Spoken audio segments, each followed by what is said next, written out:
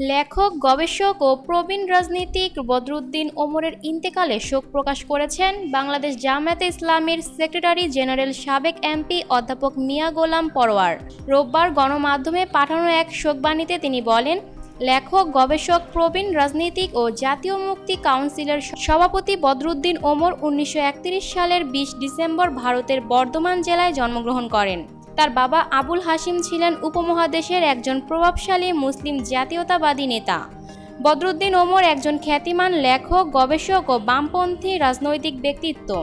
60-এর দশকে জাতীয়তাবাদ, ধর্ম ও রাজনীতি বিষয়ে তার রচিত গ্রন্থগুলো মুক্তিযুদ্ধ পূর্ব সময়ে সাংস্কৃতিক চেতনা গঠনে উল্লেখযোগ্য ভূমিকা রাখে এবং স্বাধীনতার আন্দোলনে প্রভাব বিস্তার করে। 2025 সালে বাংলাদেশের সর্বোচ্চ বেসামরিক পুরস্কার স্বাধীনতা পুরস্কারে ভূষিত হলেও তিনি তা গ্রহণে অস্বীকৃতি জানান। তিনি আরও বলেন, বদরুদ্দীন ওমর গণতন্ত্র, বাক স্বাধীনতা ও মানবাধিকার প্রতিষ্ঠার ক্ষেত্রে বহু অবদান রেখে গিয়েছেন।